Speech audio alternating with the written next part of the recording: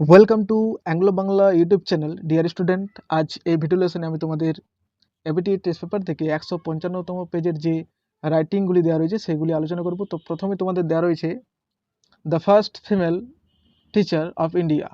ইন্ডিয়ার যে প্রথম ফিমেল টিচার ছিলেন সাবিত্রীবাই ফুলে, তার উপর ভিত্তি করে তোমাদের বায়োগ্রাফি দেওয়া রয়েছে। দেখো, Savitribai Phule was an Indian social reformer, educationalist and poet from Maharashtra. তো এডুকেশনালিস্ট মানে শিক্ষাবিদ, সোশ্যাল রিফর্মার মানে কি সামাজিক সংস্কারক। তো সাবিত্রীবাই ফুলে ছিলেন একজন ভারতীয় সামাজিক সংস্কারক এবং এডুকেশনালিস্ট মানে শিক্ষাবিদ ছিলেন, অ্যান্ড পোয়েট ফ্রম মহারাষ্ট্র, এবং একজন মহারাষ্ট্রের কবি ছিলেন। She was born on 3rd January 1831 in the village of Naigaon in Satara district, Maharashtra, in a lower caste family. তিনি মহারাষ্ট্রের একজন নিচু জাতের পরিবারে তিনি সাতারা ডিস্ট্রিক্টের নাইগাঁও ভিলেজে 1831 সালে 3 জানুয়ারি জন্মগ্রহণ করেছিলেন। হার মাদার নেম ওয়াজ সত্যাবতী, তার মায়ের নাম ছিল Satyavati, and her father name was Khandoji Navse Patel, এবং তার বাবার নাম ছিল Khandoji Navse Patel. At the age of 10 Savitribai was married to Jyotiba Phule. তো তিনি সাবিত্রীবাই ফুলে জ্যোতিবা ফুলের সঙ্গে 10 বছর বয়সে তিনি বিবাহ করেছিলেন। In 18th century, women had no freedom. Women did not have the right to education. তো 18 শতাব্দীতে মহিলাদের কোনো স্বাধীনতা ছিল না। কিসের উপর স্বাধীনতা ছিল না? women did not have the right to education. তাদের যে শিক্ষার অধিকার, সেই শিক্ষার অধিকারগুলি তাদের ছিল না। In such situation, জ্যোতিবা ফুলে taught Savitribai to read and write. এই সময়, এই পরিস্থিতিতে জ্যোতিবা ফুলে নিজেই শিক্ষা প্রদান করেছিলেন সাবিত্রীবাইকে, পড়তে এবং লেখাতে শিখেছিলেন তার ঘরেই, ঠিক আছে। She is regarded as the first female teacher of India. তাকে সম্মানিত করা হয় একজন ভারতের প্রথম মহিলা টিচার হিসেবে। অ্যালং উইথ হার হাজব্যান্ড, তার হাজব্যান্ডের সঙ্গে জ্যোতিবা ফুলে, তার হাজব্যান্ডের নাম হচ্ছে জ্যোতিবা ফুলে, তার সঙ্গে she played an important and vital role in improving women's right in India. তিনি একটা গুরুত্বপূর্ণ একটা রোল মানে কি ভূমিকা পালন করেছিলেন তার স্বামীর সঙ্গে। কিসের ওপর? Improving women's right India. এই যে ইন্ডিয়ার ভারতের যে ওমেন রয়েছে বা মহিলা রয়েছে, তাদের যে অধিকার, সেই অধিকারের ইমপ্রুভিংয়ের উপর ভিত্তি করে তিনি তার স্বামীর সঙ্গে খুব একটা গুরুত্বপূর্ণ ভূমিকা পালন করেছেন। She is regarded as the mother of Indian feminism. তাকে সম্মানিত করা হয় আবার কি আমাদের ভারতীয় নারীবাদের জননী হিসাবে। ফুলে and her husband founded one of the first Indian girls' school in Pune at Bhide-Wara in 1848। তো 1848 সালে যে ভিড়েওয়াড়া জায়গাটা রয়েছে পুনের মধ্যে, সেখানে তারা প্রথম ভারতীয় মহিলাদের জন্য স্কুল তৈরি করেছিলেন। She worked to abolish the discrimination and unfair treatment of people based on caste and gender. She work to abolish, সে কাজ করেছিল বিলুপ্তিকরণে। কিসের উপর বিলুপ্তিকরণে? The discrimination and unfair treatment of people based on caste and gender. যে জাতি এবং জাতি ভেদাভেদ, ডিসক্রিমিনেশন মানে কি বর্ণ ভেদাভেদ, এগুলির উপর ভিত্তি করে যেগুলি মানুষের উপর তখন অত্যাচার করা হতো, সেগুলির উপর ভিত্তি করে তারা একটা অনেক কাজ করেছিলেন এগুলোকে বন্ধ করার জন্য। She is regarded as an important figure of the social reform movement in Maharashtra. তো তাকে সম্মানিত করা হয় বা জানা যায় অ্যাজ অ্যান ইম্পর্ট্যান্ট ফিগার, একজন বিরাট গুরুত্বপূর্ণ চরিত্র হিসেবে of the social reform movement in মহারাষ্ট্রে। যে সোশ্যাল মুভমেন্টটা চলেছিল মহারাষ্ট্রে, সেই সামাজিক সংস্কারের একজন একটা গুরুত্বপূর্ণ চরিত্র হিসেবে তাকে সম্মানীয়ভাবে এখনও দেখা হয়।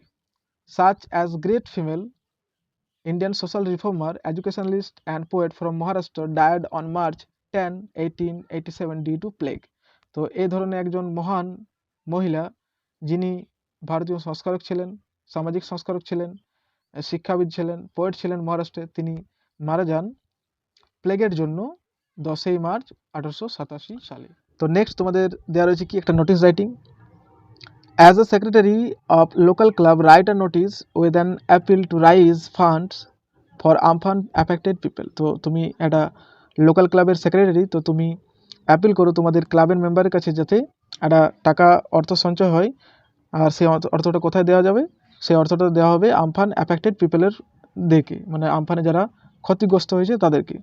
তো এই নোটিশটি তোমাদের অনেকবার এসেছে। তো দেখো, প্রথমে তোমাদের NOTIC নোটিশ লিখতে হবে, যেহেতু তোমরা এটা ক্লাব থেকে পাবলিশ করছো। Help to Amphan stricken victim, সেটা তোমাদেরকে টাইটেল দিতে হবে এবং এখানে ডেটটা মেনশন করতে হবে, তারপর তোমাদেরকে লিখতে হবে all the members are hereby notified that our club is going to contribute a strong fund to the West Bengal Chief Minister Relief Fund to help Amphan affected people. So all the members are hereby notified that our club, মানে আমাদের ক্লাবের সমস্ত মেম্বারদেরকে, মানে সদস্যদেরকে জানানো যাচ্ছে যে আমাদের ক্লাব কী করতে চলেছে, কন্ট্রিবিউট করতে চলেছে একটা স্ট্রং ফান্ড। এটা খুব গুরুত্বপূর্ণ, এটা কিছু অর্থ আমাদের কন্ট্রিবিউট করতে চলেছে আমাদের ওয়েস্ট বেঙ্গলে যে চিফ মিনিস্টার রিলিফ ফান্ড রয়েছে সেই রিলিফ ফান্ডে, যাতে করে এটা আমফান অ্যাফেক্টেড যারা পিপল রয়েছে বা যারা আমফানে ক্ষতিগ্রস্ত হয়েছে তাদের সাহায্য হয় সেই ব্যাপারে। As the citizen it is our national duty to help the super cyclone Amphan affected people. যেহেতু আমরা সিটিজেন, আমরা যেহেতু নাগরিক, আমাদের এটা জাতীয় কর্তব্য, যাতে করে আমরা কী করতে পারি, আমফান অ্যাফেক্টেড যারা মানুষ রয়েছে তাদেরকে সাহায্য করতে পারি। So our club has decided to help the super cyclone Amphan stricken victims of West Bengal. সুতরাং আমাদের ক্লাবের এটা মনস্থির করেছে যে আমরা যে ওয়েস্ট বেঙ্গলে সুপার সাইক্লোনে অ্যাফেক্টেড হয়েছে, আমফানে অ্যাফেক্টেড হয়েছে তাদেরকে সাহায্য করা।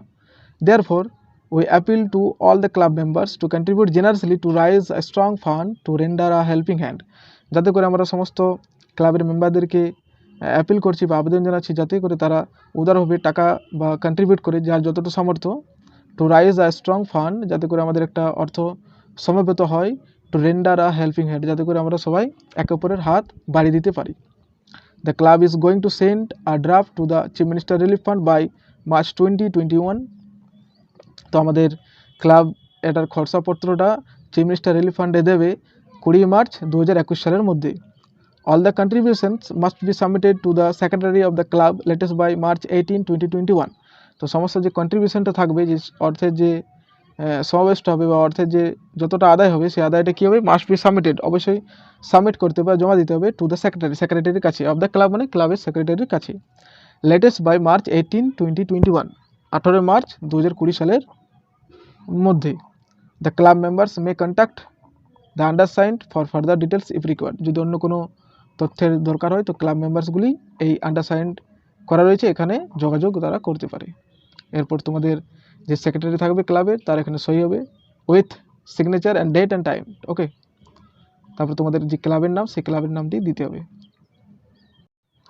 অ্যাট লাস্ট তোমাদের দেওয়া রয়েছে একটা imaginary conversation between two people who have lost their job during pandemic lockdown. তো প্যান্ডামিক লকডাউনের জন্য, এই মহামারীর যে লকডাউন, সেই লকডাউনের জন্য যে দুটি মানুষ যারা কাজ হারিয়ে ফেলেছে বা তাদের চাকরি হারিয়ে ফেলেছে, সেটার উপর একটা কাল্পনিক কনভারসেশন তোমাদেরকে এখানে মানে লিখতে হবে। কনভারসেশন মানে একটা ডায়লগ রাইটিং এখানে দেওয়া রয়েছে। তো দেখো, আমি দুটো ক্যারেক্টার এখানে নিয়েছি, একটা হচ্ছে অরুণ এবং একটা ক্যারেক্টার হচ্ছে প্রকাশ। ওকে, তো প্রথমে অরুণ তিনি বলছেন কি, হে প্রকাশ, হাউ আর ইউ, মানে এই প্রকাশ এখন কেমন আছো তুমি, হাউ আর ইউ মানে তুমি কেমন আছো। তো প্রকাশ বলছে, hey I am good, what about you, আমি ভালো আছি, তুমি কেমন আছো। তখন অরুণ বলছে, I am fine, so in which company are you working. তো অরুণ বলছে, আই এম ফাইন মানে আমি খুবই ভালো আছি, তো সুতরাং তুমি এখন কোন কোম্পানিতে কাজ করছো। তো প্রকাশ বলছে, I was dropped from the company I use to work for because of the COVID-19 lockdown, so I don't have a job now. I was dropped from the company, আমি কোম্পানি থেকে আমাকে বার করে দেওয়া হয়েছে, যে কোম্পানিতে আমি কাজ করতাম। কারণ কি, কারণ এই COVID-19 লকডাউনের জন্য। So I don't have a job now, কিন্তু সুতরাং আমার এখন কোনো চাকরি বা নেই। অ্যান্ড হোয়াট অ্যাবাউট ইউ, তখন প্রকাশ আরও বলছে অরুণকে যে তোমার কী খবর। অরুণ বলছে, I am currently working as a security guard in a company, আমি এখন বর্তমানে একটা সিকিউরিটি গার্ড হিসেবে কাজ করছি একটা কোম্পানিতে। প্রকাশ তখন বলছে, দ্যাটস গ্রেট, এটা খুবই ভালো। অরুণ তখন বলছে, দেখো অরুণ বলছে, নট দ্যাট গ্রেট, এটা খুব ভালো নয় বলছে। প্রকাশ তখন বলছে, হোয়াই সো, কেন। অরুণ বলছে, I am not happy with this post, আমি এই পোস্টে খুশি নই, but I have to do the job because the financial situation of my house is very bad. কিন্তু আমাকে এই কাজটি করতে হচ্ছে, কারণ কি, আমার ঘরের আর্থিক অবস্থাটা খুবই খারাপ। এই লকডাউন প্যান্ডামিকের জন্য আমার আর্থিক অবস্থাটা খুবই খারাপ হওয়ার জন্য ও বলছে যে আমাকে এই কাজটা করতে হচ্ছে, ঘরের আর্থিক অবস্থা খারাপ হওয়ার জন্য। তখন প্রকাশ বলছে why don't you try in some other company, কেন তুমি অন্যান্য কোম্পানির জন্য চেষ্টা করছো না? তখন অরুণ বলছে I am planning to do that, আমি এটার জন্য পরিকল্পনা করছি। তখন প্রকাশ বলছে দেখো there is a opening for the managerials post in TCS, যে একটা ম্যানেজারিয়াল পোস্টের টিসিএসে একটা পোস্ট সেখানে বেরোচ্ছে, ঠিক আছে, বা জবের অফার তারা প্রকাশিত করেছে। অরুণ তখন বলছে could you please arrange an interview for me in that company, তুমি কি সেই কোম্পানিতে আমাকে একটা ইন্টারভিউর একটা ইন্টারভিউ তো জোগাড় করে দিতে পারবে? তখন প্রকাশ বলছে sure of course, even I will also go to give interview in the same company, সুতরাং বলছে অবশ্যই আমিও একই কোম্পানিতে ইন্টারভিউ দিতে যাব। তারপর দেখো তখন অরুণ বলছে ওকে দ্যাটস গ্রেট, ও তাহলে তো বলছে এটা খুব ভালো ব্যাপার, please tell me the time and date, অবশ্যই তাহলে সেই কখন তোমরা যাবে বা টাইমটা কখন, সেই সময়টা এবং ডেটটা আমাকে বলো। প্রকাশ বলছে at 10 o'clock in the morning on 12 March Friday, তো সময়টা তখন বলছে 10টার সময় সকালে 12 মার্চ শুক্রবারে। অরুণ বলছে okay I will be there at 10 AM, আমি অবশ্যই সেই 10টার সময় সেখানে থাকবো। প্রকাশ বলছে পারফেক্ট, সি ইউ দেয়ার, প্রকাশ বলছে ঠিক আছে একদম, সেই দিনে তোমার সঙ্গে দেখা হচ্ছে। অরুণ বলছে thank you so much bye, তারপর অরুণ তোমার বলছে অসংখ্য ধন্যবাদ এবং তাকে বিদায় সম্বর্ধনা জানাচ্ছে। এই হচ্ছে তোমাদের ডায়লগ রাইটিং।